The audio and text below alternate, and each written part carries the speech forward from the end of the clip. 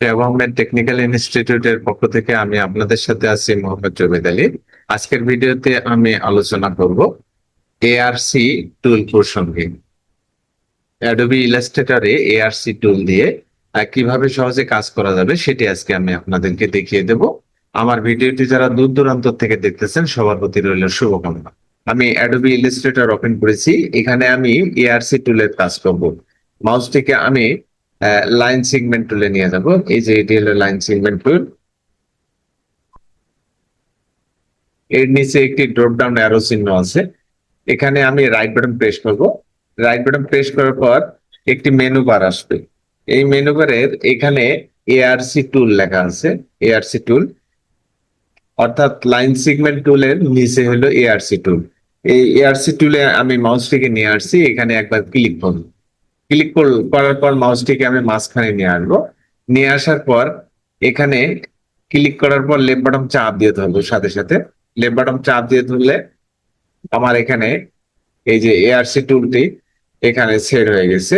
এরপর এখানে আমি আবারও মাউসের লেফট বাটন চাপ দিয়ে ধরবো।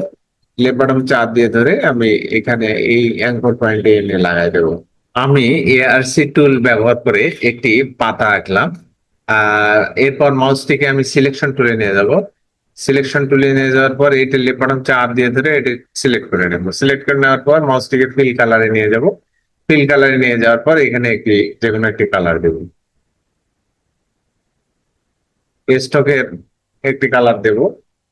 স্টকের কালার দিলাম। এরপর আমি হোয়াইট বাড়াই নিতে পারবো, যে আমি হোয়াইট বাড়াই নিলাম। অর্থাৎ এখানে এআরসি টুল ব্যবহার করেছি করে একটি পাতা আঁকছি। টাইপ টুল ব্যবহার করেও আমি পাতা আর্ট করতে পারতাম। আসলে ডিজাইনের বিভিন্ন কাজে বিভিন্ন ডিজাইনের মধ্যে আহ, এখানে যে টুলগুলি আছে, এক একটা টুল দিয়ে আমাদেরকে এক এক রকমের ডিজাইনের কাজ করতে হবে। এরপর আমি এই সিলেকশন টুলে আমার ক্লিক করা আছে, আমি লেফট বাটন চাপ দিয়ে ধরে এটি সিলেক্ট করে নেব। নেওয়ার পর কিবোর্ড থেকে ডিলিট চাপ দেবো, তাহলে আমার পাতাটি ডিলিট হয়ে যাবে। এরপর মাউসটিকে আমি আবারও এআরসি টুলে নিয়ে যাব। এআরসি টুল এখানে আমি একবার ক্লিক করব। ক্লিক করার পর এখানে আমি ফিল কালার নান করে দেব। স্টপ কালার নান করে দেব। নান করে দিয়েছি। এরপর মাউসটিকে আমি এখানে নিয়ে আসবো। এখানে নিয়ে আসবো, নিয়ে আসার পর মাউসের লেফট বাটন চাপ দিয়ে ধরে এইভাবে আঁকতে পারবো, যেভাবে আঁকলাম। এরপর এখানে আমি ডাবল ক্লিক করব। এই আরসি টুলে আমি ডাবল ক্লিক করব। ডাবল ক্লিক করলে একটি মেনু বার আসবে। এই যে একটি মেনু বার আসছে। মেনু বারের এখানে length X axis, length Y axis, type, basic অ্যালান, তারপর স্লোপ। এখানে তারপর দেওয়া আছে ফিল এআরসি। অর্থাৎ এখানে আমি এই যে টাইপের এখানে আমি মাউসটিকে নিয়ে আসবো। টাইপের এখানে এই যে পাশে একটি ড্রপ ডাউন অ্যারো চিহ্ন আছে, এখানে আমি ক্লিক করব। ক্লিক করলে এখানে প্রথমে একটা দেখাচ্ছে ওপেন, আর একটা দেখাচ্ছে ক্লোজ। অর্থাৎ এখানে দুই রকমের আছে, একটা হলো ওপেন আর একটা হলো ক্লোজ।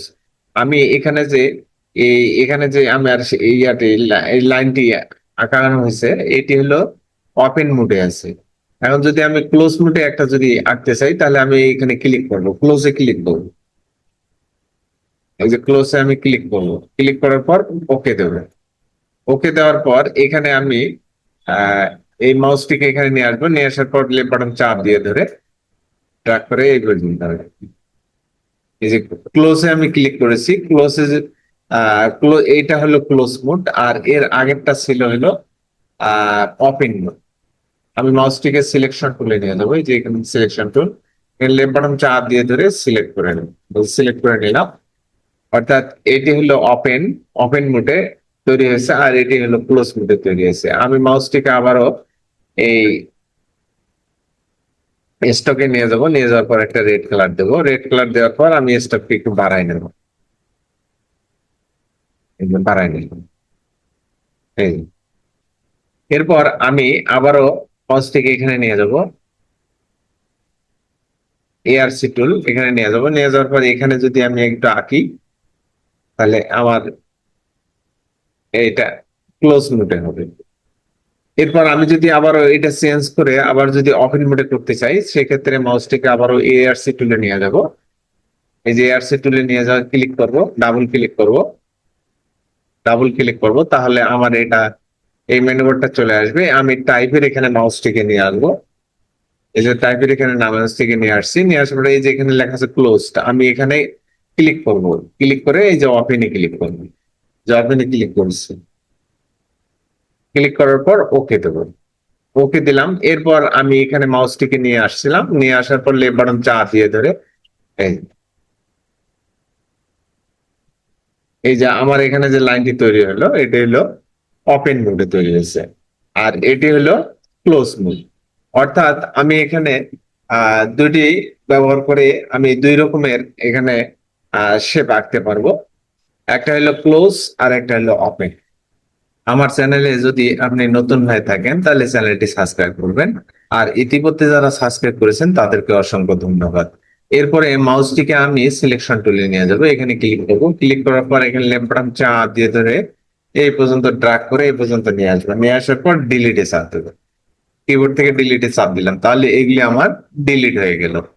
আমার মাউসটি সিলেকশন টুলে ক্লিক করা আছে, এরপর মাউসটিকে আমি এআরসি টুলে নিয়ে যাবো, এই যে এটি হলো এআরসি টুল, এখানে আমি ক্লিক করব, একবার লেফট বাটন প্রেস করবেন, প্রেস করার পর মাউসটিকে এখানে নিয়ে আসবো। আমি কিবোর্ডের ট্যাব যে কিটা আছে, এই ট্যাব কি এর উপরের যে কিটা আছে, অর্থাৎ ইএসসি ইএসসি এবং ট্যাব, এই দুই কি এর মাঝখানে যে কিটা আছে, এই কিটাতে আহ চাপ দিয়ে ধরবো, চাপ দিয়ে ধরে মাউসের লেফট বাটন চাপ দিয়ে ধরে এইভাবে নিয়ে আসবো, তাহলে আমার এখানে সুন্দর একটি ডিজাইন হবে, বুঝলে, সুন্দর একটি ডিজাইন হবে। ছেড়ে দেবো। এরপর এখানে আমি একাধিক ডিজাইন করতে পারবো, লেফট বাটন চাপ দিয়ে ধরবো, চাপ দিয়ে ধরে এইভাবে নিতে পারবো। আমি ট্যাব কি এর উপরের কিটা চাপ দিয়ে ধরছি, এই যে ছেড়ে দেবো। এরপর মাউসটিকে সিলেকশন টুলে নিয়ে যাবো, এখানে ক্লিক করব, ক্লিক করার পর এটি লেফট বাটন চাপ দিয়ে ধরে এটি ড্র্যাগ করে নেব। এরপর মাউসটিকে এখানে স্টকে নিয়ে আসবো, নিয়ে আসার পর এখানে আমি স্টক কালার চেঞ্জ করে দিতে পারবো। আবার এটি সিলেক্ট করে নেব, লেফট বাটন চাপ দিয়ে ধরে এটি সিলেক্ট করে নিলাম, দিয়ে এটি আমি অন্য একটি কালার দিতে পারবো, এই কালারটা দিয়ে দিলাম। এরপর এটি আমি সিলেক্ট করে নেব, এই সিলেক্ট করে নিলাম, সিলেক্ট করে নেওয়ার পরে এখানে ক্লিক করব, ক্লিক করার পরে এখান থেকে আমি অন্য একটি কালার দিতে পারি, কিন্তু এটি কালার দিয়ে দিলাম। এআরসি টুল দিয়ে আসলে অনেক রকমের ভ্যারাইটিস আকারে ডিজাইন তৈরি করা যায়। আশা করি এআরসি টুলের বিষয়টি আপনারা বুঝতে পারছেন। ভিডিওটি যদি ভালো লেগে থাকে লাইক কমেন্ট শেয়ার করবেন, অপরকে শেখার সুযোগ করে দিবেন। পাশাপাশি আপডেট ভিডিও পেতে চ্যানেলটি বেল বাটনে ক্লিক করবেন। দেখা হবে পরবর্তীতে অন্য কোনো ভিডিও নিয়ে, সে পর্যন্ত ভালো থাকবেন। আসসালামু আলাইকুম।